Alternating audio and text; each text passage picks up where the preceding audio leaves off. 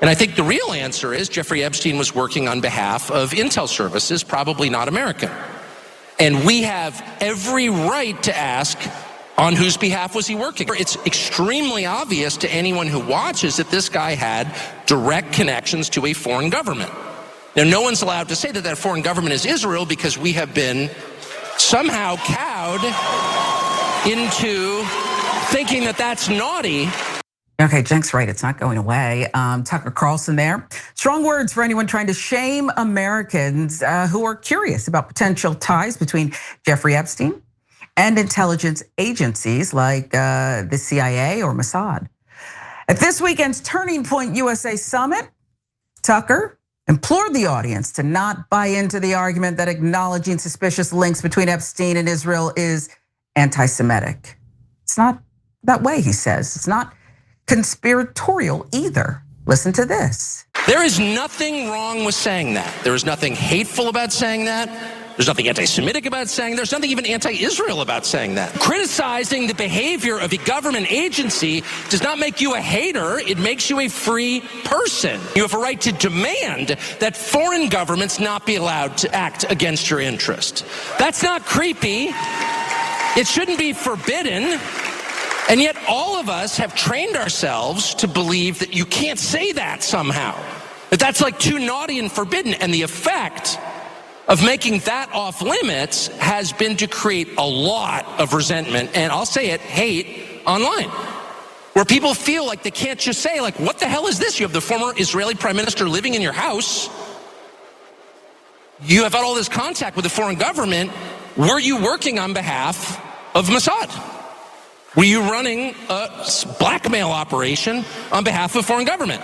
By the way, every single person in Washington, D.C. thinks that. I've never met anyone who doesn't think that. I don't know any of them that hate Israel, but no one feels they can say that. Why? Yeah, Tucker's not going to be able to say that without reaction. We'll get to that in a little bit. The former prime minister of Israel, Naftali Bennett, responded to Tucker and Tucker's questions. But before we get to that, Cenk, what do you make of Tucker Carlson's no holds barred Turning Point USA speech? He really just decided to lay it all out there. Yeah, so that portion of the speech, I totally agree with. And so if people are discomforted by that, that's kind of their problem, not my problem. So the great majority of American people agree. So let's break it down, but I wanna be clear about it. So there's a couple parts that are totally indisputable. You can dispute them if you like, but it just shows you're detached from reality. So can we criticize the American government without being anti-American? Well, of course we can. We can love America. I love America. I think Tucker Carlson in his own way loves America. And we both criticize the government all the time, the American government. And the Iraq war was a disaster. I mean, almost everyone on the Democratic side and the Republican side has criticized the American government at some point, and pretty harshly, right? And no one's ever been called, I mean, sometimes the right wing used to call the left un-American for that stuff, but that garbage has ended, right? Like, so now even the right wing hates the Iraqi war and et cetera, right?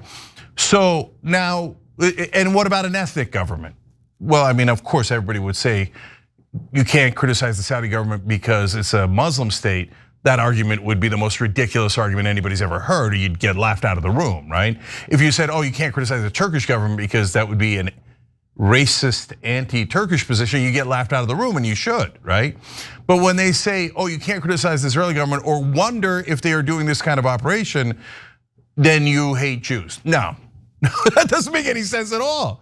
And by the way, you're implicating all Jews in Mossad's actions. That's ludicrous. So Mossad is not calling random Jewish Americans or Jewish Norwegians or Jewish Israelis and goes, by the way, here's our secret agent plot. No, does the CIA call random Americans and be like, hey Bob, here's what we're gonna do next, right? No, they're responsible for their own actions, and not all Jews are. And if you say that all Jews are responsible for what Mossad might have done, you're a weirdo anti-Semite. Not us, you are. And the Israeli supporters are so weirdly defensive about this. They're like, I know Mossad didn't do it. How do you know Mossad didn't do it? If you ask me, hey, did the Turkish version of the CIA do something or not? I'd say, how the hell would I know? Like, they didn't call me, they didn't call my uncle, how would I know? But they're like, no, Israel would never do that. No, you're a lunatic. The intelligence agencies of all of our governments do terrible things. And to say that you know that Israel is the one moral intelligence agency that would never do it, come on, it's absurd. In fact, you're almost telling on yourself if you say, I know definitively it's not Mossad. Why, are you an Israeli agent? I don't know how else you would know that, right? So, oh no, it's illegitimate to ask the question. So it's legitimate to ask if he was connected to Norway, Bolivia, Kazakhstan, like any other country. But if you ask it of Israel, somehow that magically becomes illegitimate. And even when there's massive ties, and we'll talk about the ties in a minute to Israel, Epstein did not have a lot of ties to the Norwegian government or the Peruvian government. He had a lot of ties to Israel, and so did Ghislaine Maxwell, massive ties.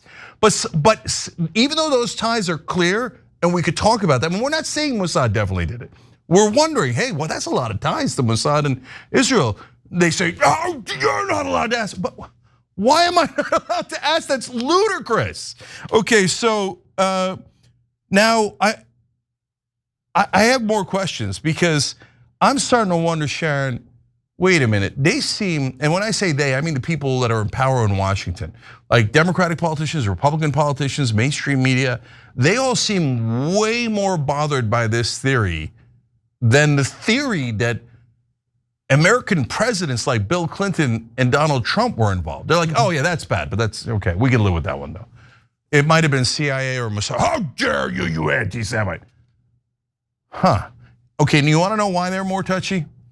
Because it's one thing if the US government or any government covers up the crime of child rape and hundreds of cases of it. It's another if they were part of it. If they set up young underage American girls to get raped by the rich and powerful so they could have blackmail or whatever other thing that they need for their intelligence agency, if it's CIA, Mossad, MI6, whoever it might be, any intelligence agency that is connected to that, did not mind raping hundreds of underage American girls for their purposes.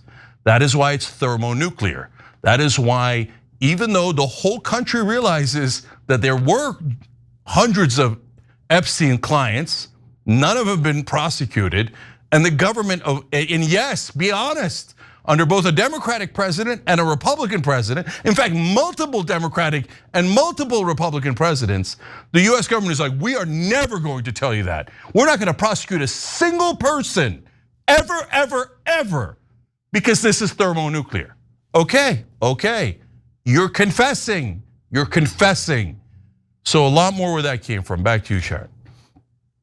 Yeah, you mentioned somebody who would be in the know, would perhaps be the only one who could tell us, and maybe this is that person in response to questions about whether Epstein colluded with Israel's intelligence agency, Mossad. Naftali Bennett wrote this on X. We'll show it to you. As a former Israeli prime minister with the Mossad having reported directly to me, I say to you with 100% certainty, the accusation that Jeffrey Epstein somehow worked for Israel or the Mossad running a blackmail ring is categorically and totally false. Epstein's conduct, both the criminal, you okay, Cenk, and the merely despicable, had nothing whatsoever to do with the Mossad or the state of Israel. Epstein never worked for the Mossad. This accusation is a lie being peddled by prominent online personalities such as Tucker Carlson, pretending they know things they don't. They just make things up, say it with confidence, and these lies stick because it's Israel. There's a vicious wave of slander and lies against my country and my people. We just won't take it anymore. Well, Tucker clapped back when that went up. He's still going full steam ahead. You just won't take it anymore? Instead of issuing threats on social media, why don't you sit down for a rational interview on Jeffrey Epstein's ties to the Israeli government? Well, reach out to your office this morning. No word yet on whether Bennett has taken Tucker up on that offer. Meanwhile, some of the biggest defenders of Israel in Congress are upset that the Epstein story just will not go away. Republican Congressman Mike Lawler annoyed that CNN's John Berman even asked him about the country's biggest news story. Let's take a look at that. Frankly, this seems like a colossal waste of time and effort, and frankly, a lot of nonsense. There are a lot of issues facing this country right now. A dead pedophile ain't one of them. Explain to me what you think the nonsense is here. Well, frankly, the fact that you're even covering this. I mean, I don't even understand, frankly, why we're spending a lot of time on Jeffrey Epstein. The fact is, he was a pedophile who was arrested. He committed suicide. Just so you know, it's being covered because the deputy director of the FBI is said to have taken off work on Friday to protest the Justice Department own handling of this. Oh yeah, there's that. How about a Democrat for you, RItchie Torres, arguing that this whole thing is just one big distraction? Can we be clear that the Epstein controversy is a distraction of Donald Trump's own making, that he was fanning the flames of the Epstein conspiracy theory during the campaign, and so now he's essentially an arsonist pretending to be a firefighter, and there was no need for an investigation. The medical examiner had investigated the matter and found that Epstein died by suicide. The same conclusions were drawn by the Bureau of Federal Prisons. There was no need for a new investigation unless the purpose was to legitimize a conspiracy theory. Or, Cenk, to find out more about Epstein's crimes, ties, and potential blackmail. I mean, it's not just about whether he committed suicide or somebody offed him, perhaps in that 1 minute disappearance of the prison tapes that have been released. What say you about both? I mean, you got both sides of the aisle, others, and Tucker Carlson beating them all back, saying, no, something stinks here. Yeah, okay, so I'm now amused by these reactions. So, what connects Republican Representative Lawler with Democratic Representative RItchie Torres? Oh, right, they're both enormous supporters of Israel. In fact, two of the biggest supporters of Israel in Congress. And look at that, it's bipartisan.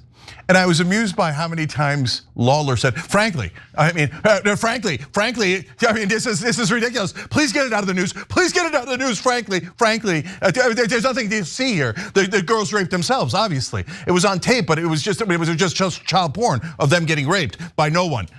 Of course. Like, you could almost sense the panic in his voice, right? And Torres says, this is a distraction. Brother, you're in the Democratic Party. MAGA is talking about how Trump himself might be on the Epstein list. And you think that is not something the Democrats should talk about. You think the Democrats should let Trump off the hook on that because, come on, guys, come on. I mean, it's a fairy tale in Washington. Look, my whole life I grew up on mainstream media and believing that these politicians were real and that they were having debates. And I was such a naive little kid. I used to watch McLaughlin Report and Meet the Press and all those things, starting at like the age of, I don't forget if it was 10 or 12. Like, I was really young. I'd watch Super Friends Wrestling and This Week with David Brinkley. Okay, and I thought it was real. I'm sure a lot of you today still think it's real, right? No, it's all theater. Look at the Democrats and the Republicans. The minute that topic is touched, you gotta move off of it. And look, I'll give Ari Berman credit. Nice job bringing that up and asking legitimate questions on CNN. I'm gonna get to Megyn Kelly in a second. I'm gonna get to the evidence on connections to Israel in a second. But look, guys, they keep using anti-Semitism, of course, as always, like one trick pony, right? Anything about Israel, you're like, Israel, anti-Semite. You're like, wait, I didn't even finish the sentence, right? But in this case, when they use it as a weapon, you're not allowed to ask questions about only one government and only one intelligence agency. You can ask all the questions you want about America and the CIA and every other country, but you're not allowed to ask about Israel ever, about anything. You're not allowed to criticize them, you're not allowed to ask, you're not allowed to say it. Okay, because why? Anti-Semitism. All right, well guys, now you're using it as a weapon to protect your country. And you're driving up anti-Semitism. That's another part of the speech that Tucker was right about. Look, for a while in my lifetime, this was so effectively buried that the government was right. Oh, I think we can trick Democrats or Republicans. We just have mainstream media. We just got to get those buffoons to play along, and then and nobody will be the wiser, right? And that worked for decades. But now mainstream media is falling apart. There's all sorts of other media. We're all talking about it. So now when they try to bury it, and they're like, you better not say anything. Bigot, racist, anti-Semite, etc. It's getting 1,000 times worse because it's building and building and building online. And the more the government says you're not allowed to criticize Israel, the more the American people start to get enraged. And the more you connect the nefarious actions of any government with a religion, you're gonna drive up hatred towards that religion. It's a profoundly bad idea done enormously selfishly by the current government of Israel. So guys, I'll give you an example. I use my own ethnic background all the time just to give you a sense of what someone who's unbiased looks like. So I remember when the Turkish government was accused of a false flag operation in Syria, right? And this is a bunch of years ago, we covered on the Young Turks. And the Turkish government said, how dare you, this is outrageous conspiracy theories about false flags. And then the foreign minister was caught on tape, and we played the tape, it was hilarious. He's like, we should attack our own place so that we have a reason to go into northern Syria with the Turkish army. Okay, now if you yelled anti-Turkish when that was revealed, laughed out of the building, right? As you should be. But when Israel gets caught doing anything, they're like, we represent all Jews. And all Jews did this. And if you criticize Israel at all, you're criticizing all Jews. Don't do that. Don't do that. I didn't do a false flag operation in Syria. My poor uncle who still lives in Turkey didn't do a false flag operation in Syria. Turkish intelligence did that. They're a government, they're an intelligence agency. They don't represent us all. And when you put that on Jews across the world, you're driving up anti-Semitism. There's no random Jewish person got a call from Mossad. It's both wrong, counterproductive, and most importantly, inaccurate. Inaccurate, don't smear all Jews. They got nothing to do with Mossad. They're not in Mossad, we're not in the CIA. So it's a disgusting use of anti-Semitism and bigotry as a shield and a weapon by the unsurprisingly disgusting current Israeli government.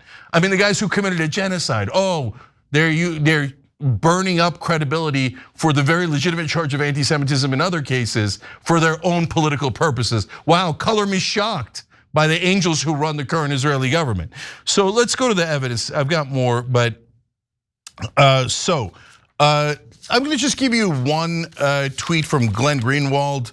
Actually, before we go there, in case you're wondering, so remember Alex Acosta? He was the guy who let Epstein go with a slap on the wrist, the prison sentence where he didn't have to stay in prison. He just treated it like a hotel. He could go out at night, during the day, the entire day. That's not a prison, okay? And they said that it was solicitation of prostitution. No, it was rape of underage girls. Anyway, Acosta told others, and back in 2007, quote, I was told Epstein belonged to intelligence and to leave it alone. Okay, now, Acosta never said it on the record, so people say, oh, it's hearsay. No, people heard him say it and they reported, and we're not in a court of law. We're in a court of public opinion. So he apparently said that to multiple people. So several people, right or wrong, are saying, yeah, Acosta told me that Epstein was an intelligence agent and that's why he couldn't prosecute him. So whatever happened to Acosta anyway? Many years later, he became the labor secretary for Donald Trump in his first term. He has nothing to do with labor, no expertise in labor at all. He was a prosecutor. I'm sure it was a wild coincidence. Okay, so and once, and this is Times of Israel reporting this, Epstein himself told someone else that he was CIA. By the way, that you could say, hey, maybe not Mossad, maybe just CIA. That's what Epstein said. Perfectly legitimate, super legitimate. It might be just CIA. We don't know. Glenn writes, one of Epstein's closest friends was former Israeli Prime Minister Ehud Barak. Ehud Barak visited Epstein only 30 times.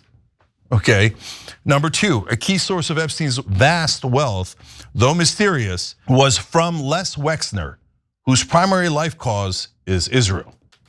I looked into it, that is also absolutely true. An enormous donor to AIPAC, absolutely obsessed with Israel. And one day he says, oh, that fired math teacher with no college degree, you could handle all of my wealth, hundreds of millions of dollars, and you could take almost as much as you like. That probably happens all the time. It's not like Les Wexner was a businessman who's sophisticated and knows what he's doing. Oh no, he was enormously good businessman, made a lot of money. But you're a math teacher with no college degree who was fired. Sure, take all my money. Yeah, that's probably happens. All right, number 3, Ghislaine Maxwell's father, the billionaire Robert Maxwell, was a Mossad agent who mysteriously died after that was reported. Though Maxwell was British, Israel gave him a state funeral when he died. By the way, Yitzhak Rabin, the prime minister at the time, attended. One of the most legendary Mossad agents of all time. He stole information that allowed them to win some of the wars that they won in the early years. And so if you're an Israeli, you can say, hey, listen, man, Robert Maxwell, he stole from the Americans, the British, etc. But God bless him. We won those wars because of Robert Maxwell. But you can't say he wasn't a Mossad agent. They give him a state funeral saying, what a great Mossad agent. That's interesting. Epstein's dead, but Ghislaine Maxwell, the daughter of the legendary Mossad agent, not dead. Okay, number 4. Oh, by the way, here's another side note. No, before I go to that. Hundreds, maybe thousands of men raped underage girls. The only person currently in prison for it is a woman. Okay, because the rich and powerful men, we can't touch. Okay, number 4, Epstein got the red carpet treatment when visiting Israel. Number 5, Epstein bankrolled major investments in Israeli tech. Look, guys, all of this means it's definitely Mossad, and we know, and we cracked the case, and this is definitive proof, and it would stand up in court. No. The real proof is in the tapes, whether they still exist or not, and they were all destroyed by elves in the American government. Gnomes just popped up out of nowhere, but not CIA or Mossad. Just random gnomes, and just grabbed all the tapes and grabbed all the clients and grabbed all the evidence and made it disappear. But probably not connected to our government or our allies' governments. They're trying to treat you like you're stupid. They are insulting our intelligence in every way imaginable. Today somebody, I mean, this happens all the time. It's no big deal. It's a minor thing. Some random guy say, I can't believe you're working with Tucker Carlson on this. Okay, and now Megyn Kelly has joined in, and Megyn Kelly's like, yeah, of course it's legitimate to ask if it's Mossad. We don't know that it's Mossad, we're asking. It's one of the most plausible theories. And people are like, now you're working with Megyn Kelly and Tucker Carlson. I'm not working with anyone, man. We happen to be asking the same logical question. Can we all ask, hey, is it raining outside? Or is that, now you guys are working together. And we're working together to what? Expose Donald Trump and his administration for covering this up? How is that a bad thing? Okay, look, don't believe your lying politicians. They're the ones who are constantly telling you this is no big deal, except as always, the 2 exceptions, Bernie Sanders and Ro Khanna. No, in this case, a bunch of folks on the progressive left, AOC as well, questioning this, etc. Ro Khanna saying, let's have a vote right now on releasing the Epstein files. Let's go, let's put everybody on the record. Weird. Almost no other Republican or Democrat in the House is joining Ro Khanna and saying, let's expose the Epstein files. You know, Congress can do it. And he's saying, let's go, let's put it to a vote. And all the politicians are like, no way. Why? If you're a Democrat, why? Trump might be on the list. Now MAGA's saying Trump might be on the list. No. My handler, my babysitter, my friend who just randomly happens to follow me everywhere from AIPAC, who also randomly gave me $1 million, says no, but it can't be Mossad. That is the one thing you're not allowed to say. Okay, if you don't think this is weird, you think this is normal, that both parties, me and Tucker and Megyn aren't colluding, the Republican and Democratic politicians are colluding. We're just sitting on the outside going, what the hell is going on? Okay, but no, we're not allowed to ask that question. No, we are allowed, we just asked it, we all asked it forcefully, and if you try to cover it up by weaponizing bigotry to use for your own political purposes, you're a terrible person. And if you're covering up child rape, you're a terrible person. And that applies to almost all of Washington. All right, Sharon, any last thoughts? I know we got to move out of here, but I do have just one last one. You know, you mentioned Ghislaine Maxwell. Why do you think we don't hear more from her? She's got to know more, leveraging. Why isn't she being talked about more? Because no one in power will ever talk about any of this. Because like folks are talking about Ghislaine Maxwell now online very regularly, right? I mean, Tucker brought her up, I'm bringing her up. I mean, the fact that her dad was a legendary Mossad agent and happened to just get $1 billion is kind of relevant. And then Epstein turns up with hundreds of millions of dollars when he doesn't even have a college degree, right? And oh, look, the guy who gave him those hundreds of millions of dollars is an enormous supporter of his. We're not supposed to ask these questions. But the reason why it's not coming up in official circles is every politician, almost every politician in DC, and almost every reporter in Washington, DC is deathly afraid of Israel. I mean, the one last thing, Sharon, to that point. When Tucker said everybody he knows in DC thinks it was Mossad, I don't have the same experience. Only some of the people I know in Washington think it was Mossad. But do any of those people say it publicly? No. Because they know that if you say something like that publicly, you'll be smeared for the rest of your life. And in official circles, they'll call you an anti-Semite and try to ruin your life for asking a perfectly legitimate question. So don't tell me they don't do it. When they do it, everyone knows they do it. That's why everyone is deathly afraid of criticizing Israel inside of Washington. So those are stone cold facts. They're doing a genocide now. We gave them another free $30 billion, both Trump and Biden. And then every time people criticize, oh, you're not allowed to, come on. They're insulting our intelligence. No, this is a very legitimate question. And of course, the government in its infinite corruption will never tell us the truth until you get one in our lifetime. We could just get one honest person into the White House.